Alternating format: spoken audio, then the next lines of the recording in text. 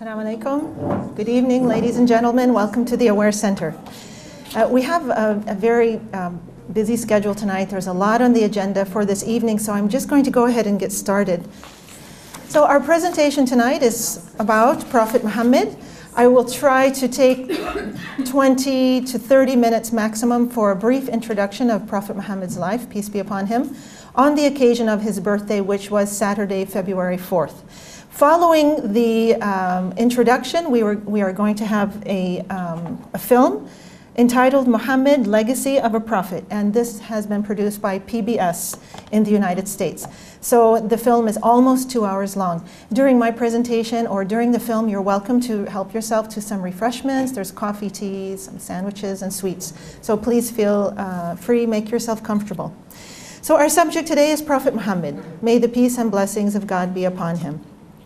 And we're going to talk about a few things. It's very difficult to put the life of Muhammad into 30 minutes, but I tried my best. So we're going to cover his childhood and youth, his adult life before and after prophethood, his characteristics and conduct, his work and achievements, how he is described in the Quran, some of his sayings, just a few, and what some biographers have said about him.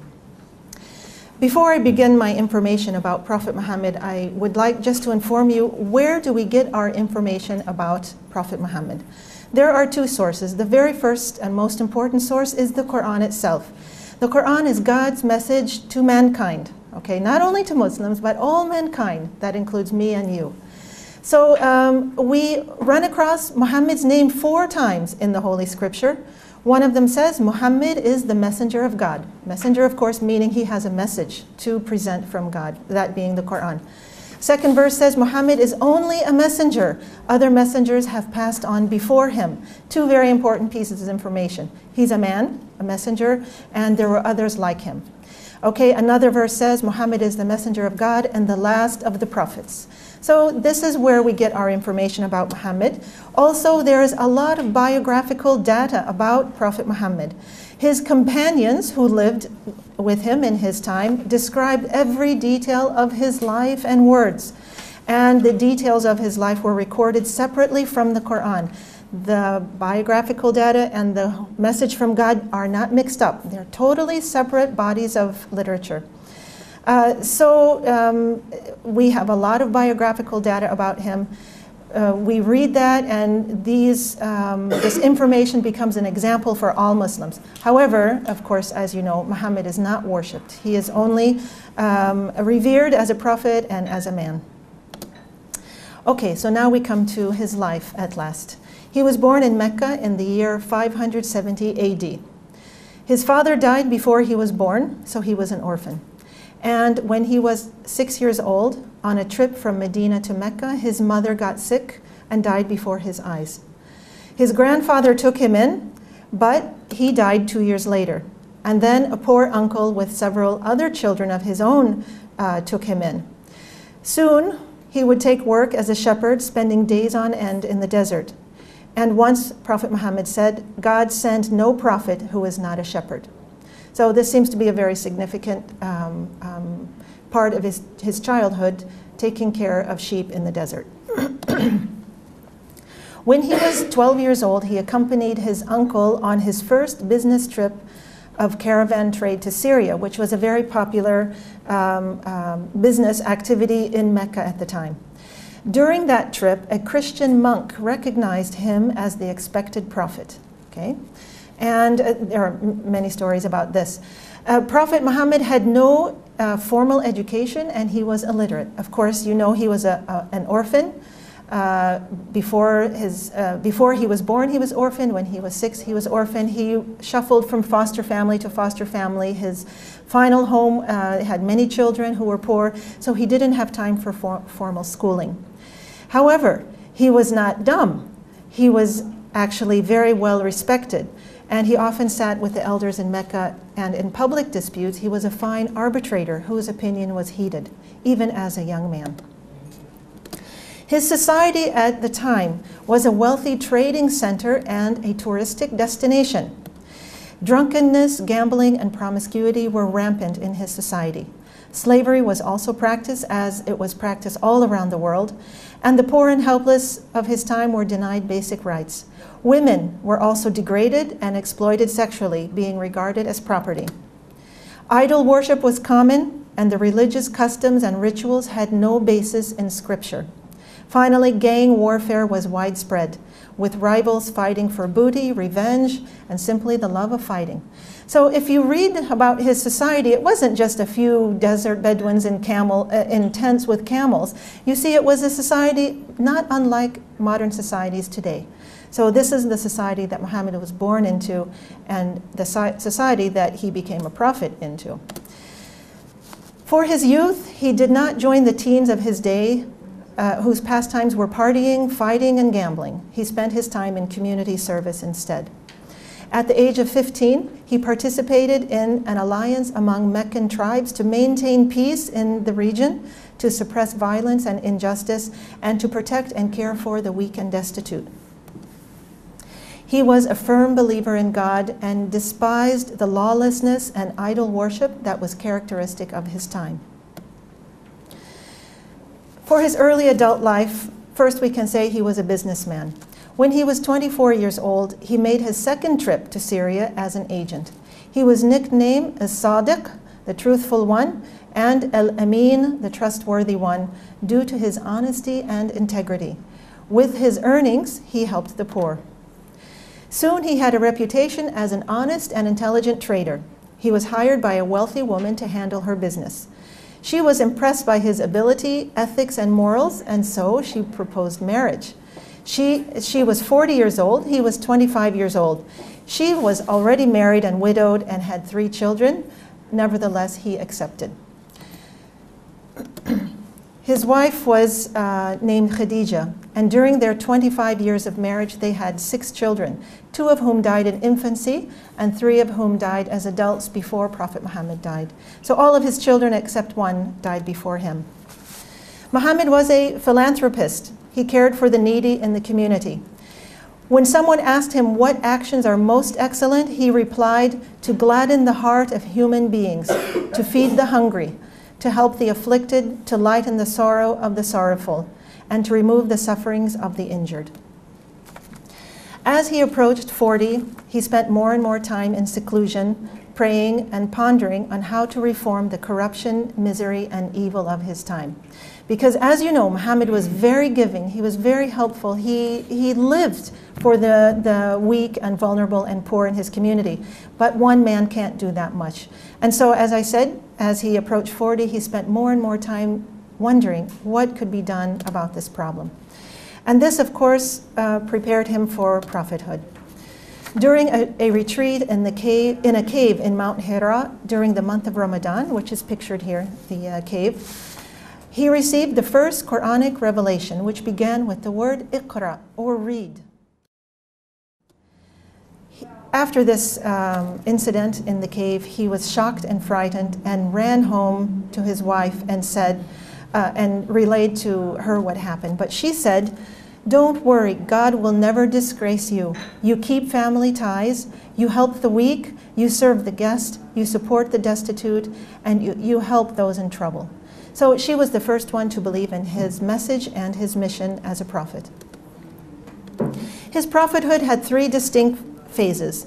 And during the first 3 years, he preached discreetly to trusted friends and relatives.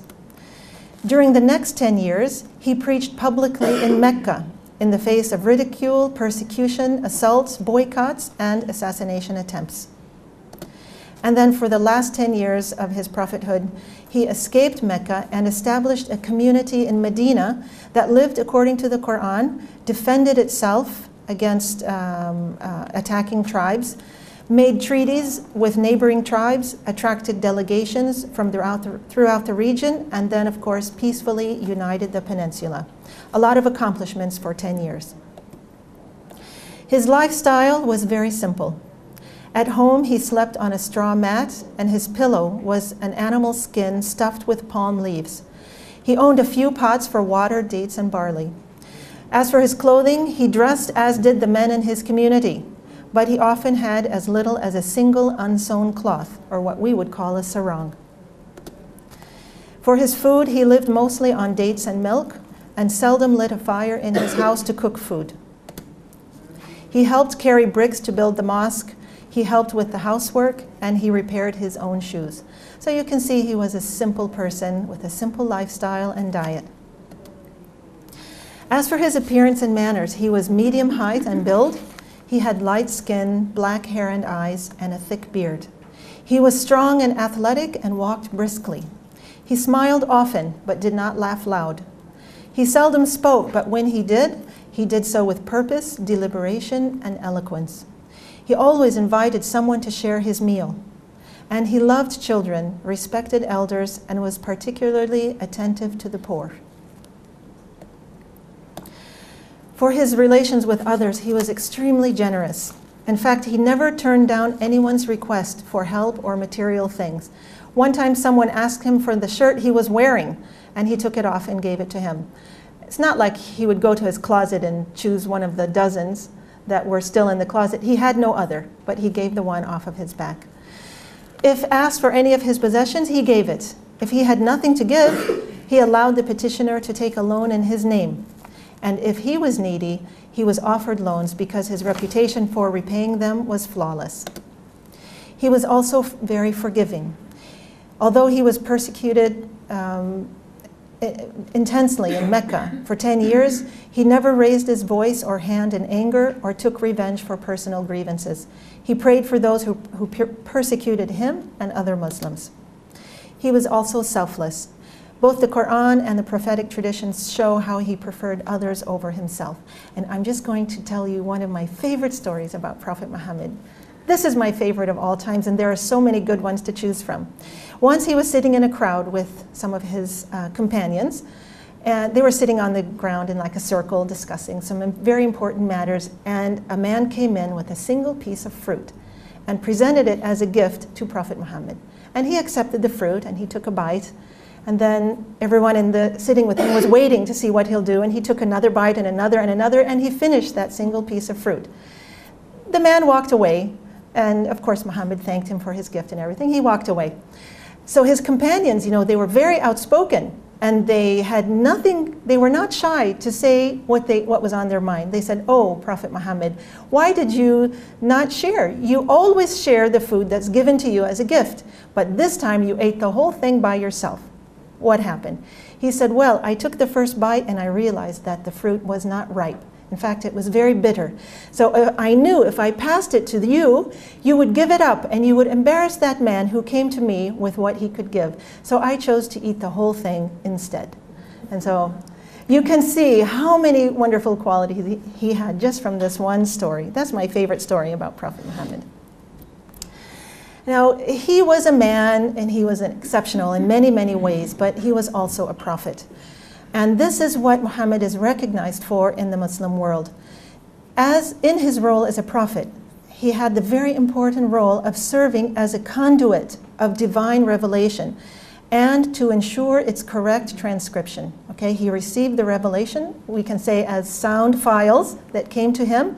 His responsibility was to relay the sound files as he received them and to make sure that they were transcribed correctly and memorized perfectly. So that was his biggest task as a prophet. Secondly, he also explained God's commandments, the commandments of the Quran, and demonstrated their practical application in personal and communal life. This was very important because sometimes not every minute detail of our, the way we should conduct our lives is given in the Quran. But with the commandments, he was able to demonstrate exactly what was meant in this message from God. And then thirdly, Prophet Muhammad restored pure monotheism to Mecca and to the Arabian Peninsula and beyond. The pure monotheism that was adopted by Abraham. And one way of doing this was clearing the Kaaba of all the idols that were there in his time, and also simultaneously cleansing men's heart of what is called the greatest sin. Now, you might be wondering, what is the greatest sin? The greatest sin, according to the Quran, is, of course, not believing in God or ascribing partners to him. So Muhammad set the record straight regarding this question, that there is only one God and nothing else deserves to be worshipped. Muhammad also worked as an educator. With fine communication skills and simple eloquence, he taught people on a variety of subjects, including law, hygiene, family life, and social relations.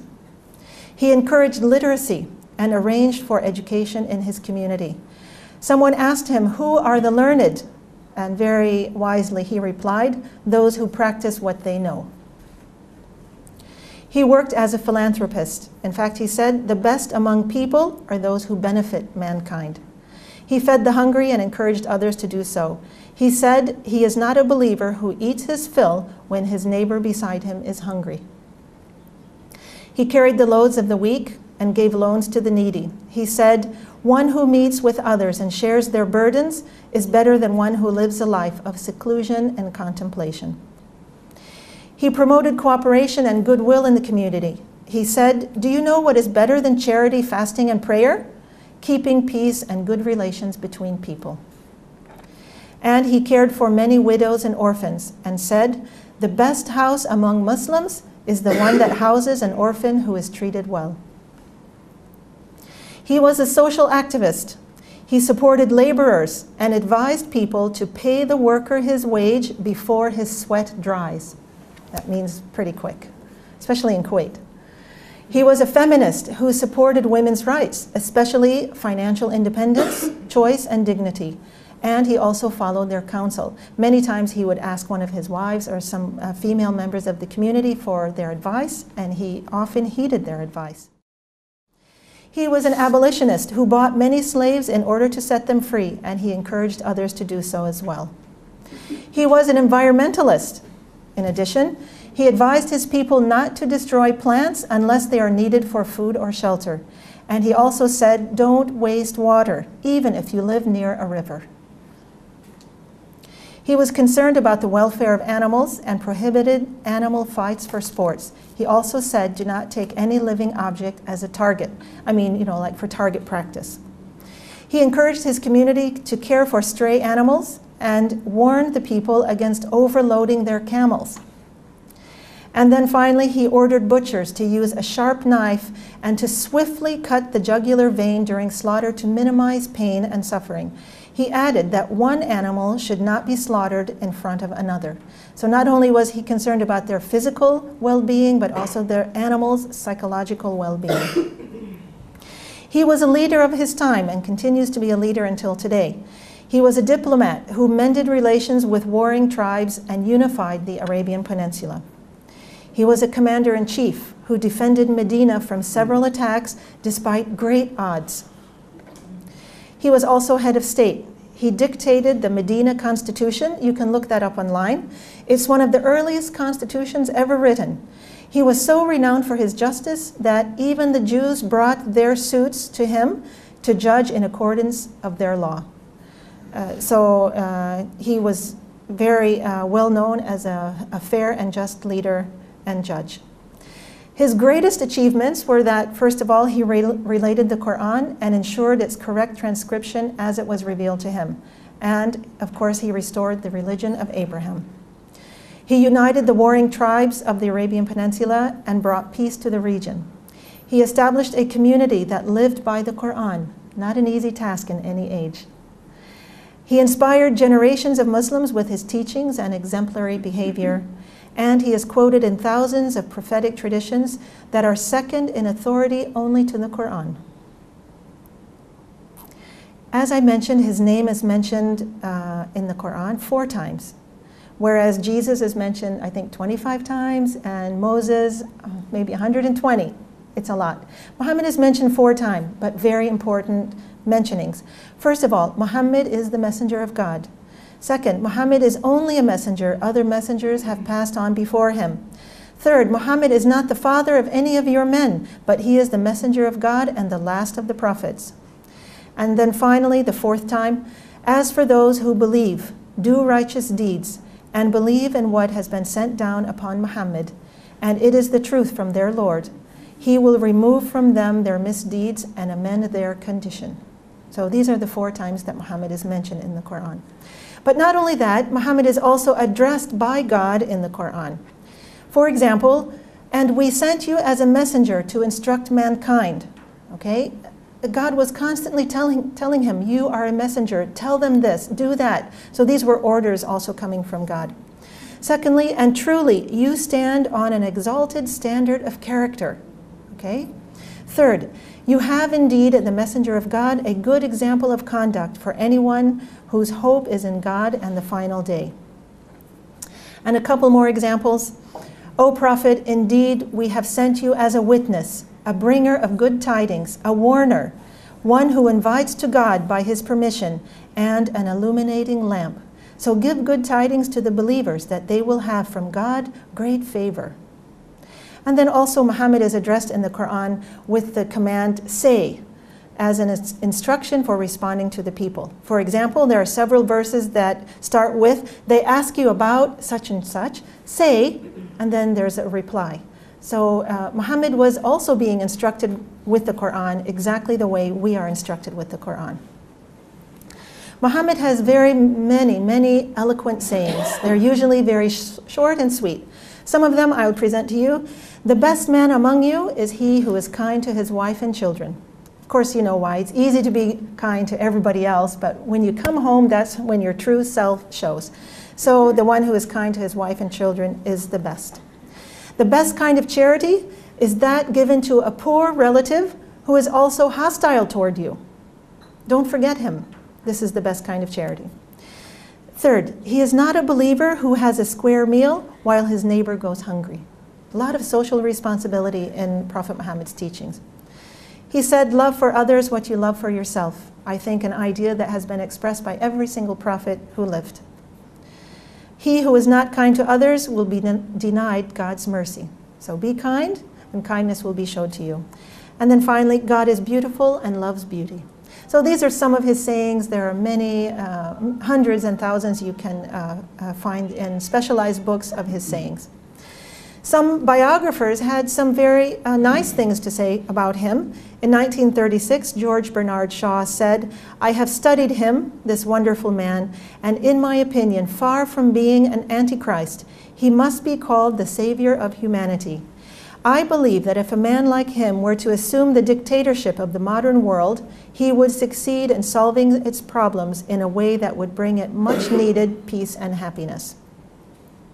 Unfortunately, Muhammad is rarely recognized in Western textbooks or encyclopedias, if at all, if he is even mentioned at all.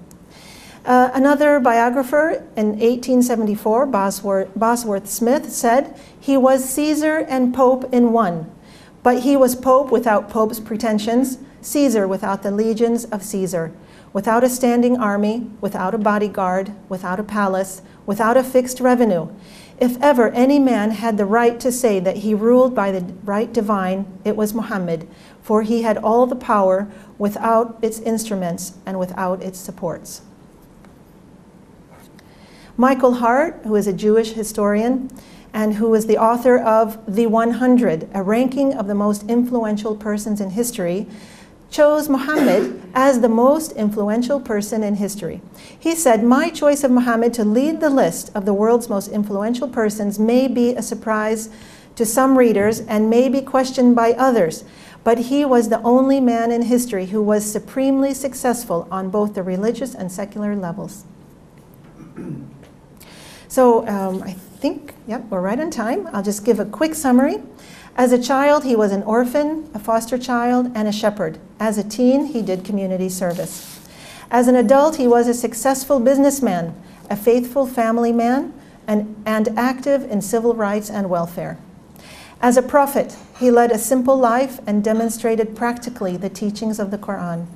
For Muslims, he is the single most important role model whose sayings are second in authority only to the Quran.